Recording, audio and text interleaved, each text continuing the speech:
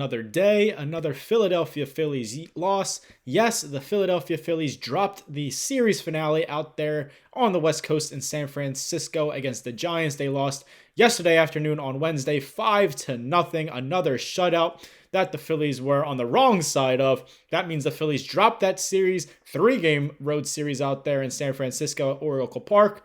1-2, so they lost 2 games, and they only won that one, which was the series opener.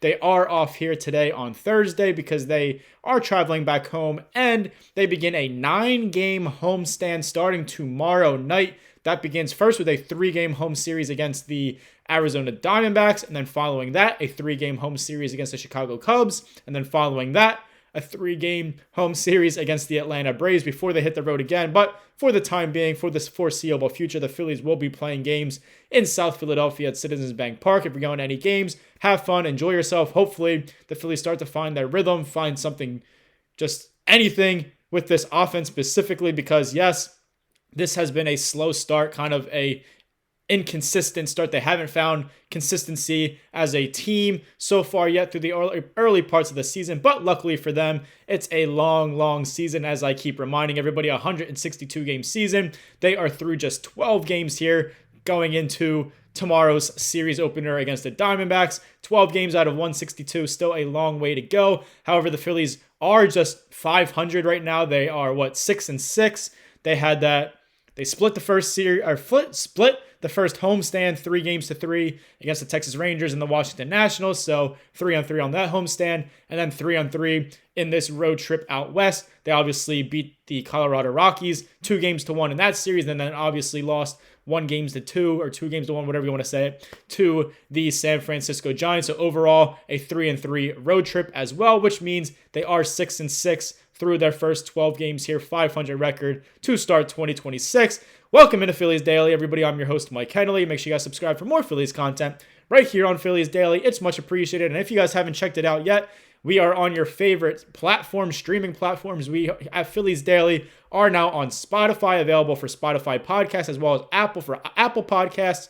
So if you use either of those platforms and you prefer to use that rather than tuning in here at YouTube, or continue to definitely keep tuning in here on YouTube, but if it's easier on the go or whatever it may be, check us out on either Spotify or Apple Podcasts. Search us up on Phillies Daily. Give us a listen, review the show, whether it's a star rating or an actual physical comment that you type out.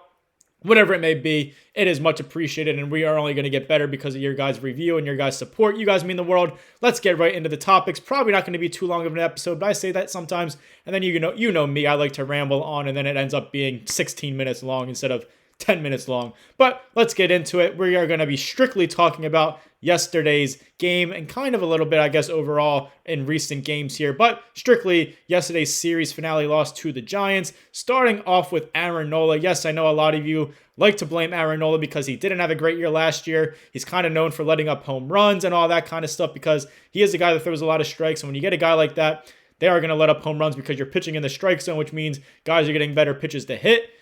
That's just what happens. That's the kind of pitcher Aaron Nola is, but he is not to blame. I know a lot of people, again, are going to want to blame Aaron Nola, especially if you didn't catch the game and you're just looking at highlights or the box score. You see he let up 3 earned runs, which was a home run, a 3-run home run, and you're like, oh, classic Aaron Nola. But overall, Aaron Nola was not the problem yesterday in that loss. He actually pitched a very solid game for the Phillies. He went 6 innings. He allowed 5 hits, just 1 walk, 3 earned runs, 3 strikeouts, and all 3 of those earned runs came in the 6th inning, his last inning of work, off of a 3-run home run by Rafael Devers. So again, a very solid start by Aaron Nola. I even said this to my dad. I was like, Aaron Nola, any pitcher in Major League Baseball, if you go out there and you go 6 innings, 7 innings, whatever it may be, deeper into the ballgame, at least past that 5-inning mark, and you're allowing just 3 earned runs, you pitched a good game. You kept your team in the game. Phillies offense, unfortunately, and just annoyingly, did not get anything going for Aaron Nola. They did not provide him any support whatsoever. He had to pitch really with no margin for error. And of course, he did end up letting up that 3-run home run in the 6th inning, which ultimately was the game winner. I mean, the final score was 5-0, but the Phillies didn't score, so that was obviously the game winner right there. Frustrating for this Phillies offense. It has been all season. We've seen different spurts and different games. The Phillies offense show what they are capable of, but they haven't been able to just find their rhythm as a collective group and do it day in and day out like some of these other teams around Major League Baseball. And that leads me into this point. Dormant offense. This Phillies offense is very frustrating, very quiet as of late, very just not good. They stink. Really, just to be very blunt with you guys, this Phillies offense is not playing well whatsoever. Now, they did have chances in yesterday's ball game to score runs, starting with the very first inning. Again, I apologize if my video is lagging at all if you're watching here on YouTube. I got an old computer. It's just not a good mix here. But again, it's a podcast, so if it's not lagging or if it is lagging or if it happen in other videos, you're not here to stare at my face anyway. You're here to listen to what I have to say, especially now if you're listening on Spotify or Apple Podcasts. Then you don't even know what I'm talking about because you're not seeing a video. Anyway, regardless, I think I was lagging a little bit. I see it right here, so I just wanted to throw that out there. Phillies offense, it stinks right now. It is not good whatsoever. They had their chances, like I said, in the very first inning. They had first and second with one out, so runner in scoring position, less than 2 outs. You obviously have opportunities to score that run. The Phillies did not. Alec Boehm, he lined out, and then Bryson Stott struck out to end that inning. So the Phillies did not score in the first inning despite having a little bit of momentum there to start the ball game. And then they had a couple guys get on base throughout the ball game here and there, but nothing too notable. Until the 7th inning, they had another chance, just like the first inning. They had first and second, 1 out, and they were down 3-0 at the time because Rafael Devers had just hit that 3-run home run in the bottom of the 6th inning off of Aaron Nola, taking the Giants a 3-0 lead. So still a very manageable game to come back from, manageable deficit to come back from. 3-0, you have first and second, 1 out again, guy in scoring position with less than 2 outs. A lot of ways to score that run. The Phillies had their big boys coming up, the guys that you are supposed to want to come up in that situation to deliver in the clutch, and it did not happen there in the 7th inning for the Phillies. Kyle Schwarber was the first one. He came up. He struck out with first and second, 1 out. So all of a sudden, it's first and second, 2 outs. Bryce Harper obviously up after Kyle Schwarber. He grounded out to second base to end the inning, and the Phillies' 2 big dogs in the lineup were little chihuahuas or whatever you want to call them, little poodles, couldn't get the job done. And ultimately, that was their best chance there at the end of the game, towards the end of the game, and they couldn't deliver for their team yet again. This Phillies offense is just abysmal right now. There's really no other ways to explain it. Yes, we saw the 10-1 outburst in Colorado in those first 3 innings, but then they were quiet the rest of that ball game. We seen in the first game, the series opener against the Giants, they had that late inning comeback in the 7th inning to score 4 runs and win that ball game 6-4. But altogether, this Phillies offense throughout these first 12 games of 2026, just not good enough, just not consistent enough, and just hasn't found its groove yet. Big keyword there, yet. It is a long season. I'm going to keep reminding you guys this. 162-game season. They are through just 12. So what is that? There's still 150 games left of this season, so there's no reason to panic that much. But if this keeps continuing into, May, June, into the summer months, and this Phillies offense still can't be consistent enough and still hasn't really found a consistent groove and beating the teams they're supposed to be beating and winning series pretty much every series or close to every series, then yes, it's going to be a bigger problem as we get closer towards the summer months and the All-Star break and all that, but that is still a long ways down the road. We are still here just, on April 9th, 12 games into the season, so long ways to go. But the Phillies offense, again, not very good. And we've seen that in the past 2 games, shut out by the Giants to end that series. And in fact, they have gone now 20 straight innings without scoring a run. Now that goes back to, obviously, that 7th inning I had just mentioned in the series opener Monday night in San Francisco. The Phillies were down 4-2 in the 7th inning, and then they scored those 4 runs, had that little late inning rally in the 7th, in the top of the 7th inning, to take a 6-4 lead over the Giants. They held them off, and they ultimately won that series opener 6-4. We thought, hey, maybe the Phillies offense is going to get things going here. Maybe they're going to win this series finally for once in San Francisco, something they haven't done since, 2013 or whatever crazy year it's been. So long since they won a series out in San Francisco. But it did not work out that way. They got shut out back-to-back games to end that series, including yesterday afternoon's 5-0 shutout loss. First, in Game 2 on Tuesday night, they were shut out 6-0. And then yesterday, obviously, shut out 5-0 in the series finale.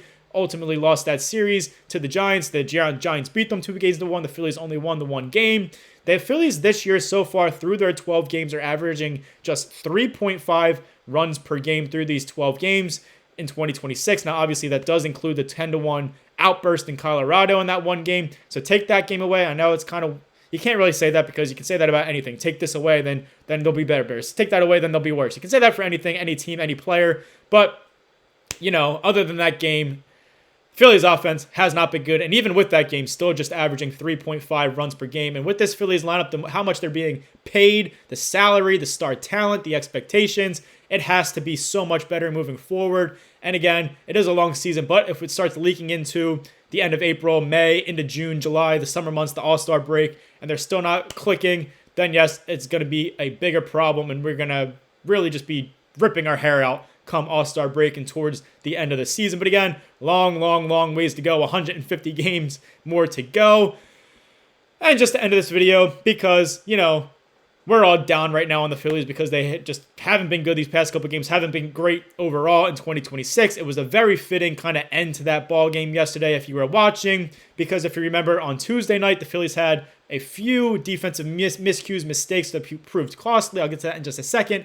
But yesterday in the series finale, 5-0 shutout loss against San Francisco Giants there out west, Jose Alvarado came in to pitch in the 8th inning. He allowed a single first, and then there was a bunt that he went to, obviously go field. Jose Alvarado, as most pitchers do.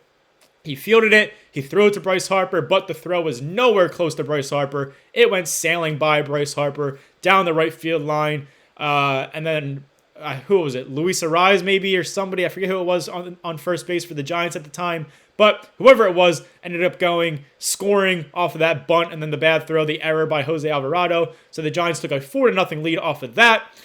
The runner who bunted it, who was safe obviously at first base because of the fielding error, he got to second base. So obviously there was a guy on second, still no outs in that 8th inning. Phillies down 4-0, really not looking good. And I just wanted also have a day, Rafael Devers for the Giants. He had that 3-run home run in the 6th inning to give the Giants a lead off of Aaron Nola. And then after that little defensive fielding mistake by Jose Alvarado, which gave the Giants a 4-0 lead, guy on second, Rafael Devers comes up. He hits an RBI single right up the middle, gave the Giants a 5-0 lead, and ultimately the final score of that ball game. So Rafael Devers drove in 4 out of the Giants' 5 runs against the Phillies yesterday afternoon. And again, just wanted to hint at that because it's very fitting, which is what, if you were watching Tuesday night, you know exactly what I'm talking about. Or if you watched my video, if you didn't catch it, you still know exactly what I'm talking about. The multiple costly defensive miscues and mistakes in Tuesday night's loss, which ultimately the Phillies lost and were shut out 6-0. The offense, again, did not do anything anyway, so it really didn't matter. But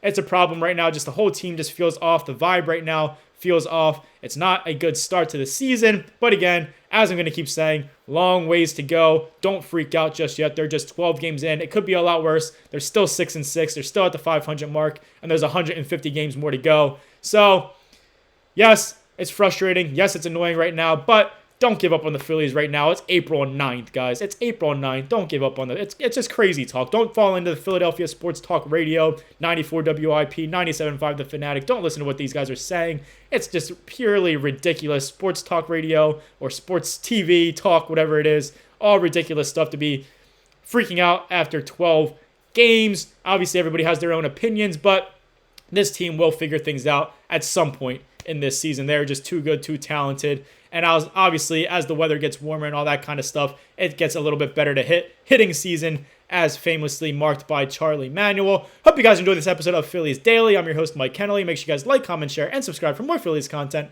right here on Phillies Daily. Remember, check us out on Spotify and Apple Podcasts. Leave us some reviews there. Much appreciated. Keep on checking us out here and tuning in and day out on YouTube here at Phillies Daily. Off day today. 9-game homestand starting tomorrow on Friday. First with a 3-game home series against the Arizona Diamondbacks. I believe that's a 6:10 or 6:40 first pitch. One of those in that range. So watch the Phillies then. Enjoy the weekend. Obviously, we're going to have a video in for tomorrow as well. But you guys know, you guys are the best. Stay tuned. Go Flyers. And as always, go Phils.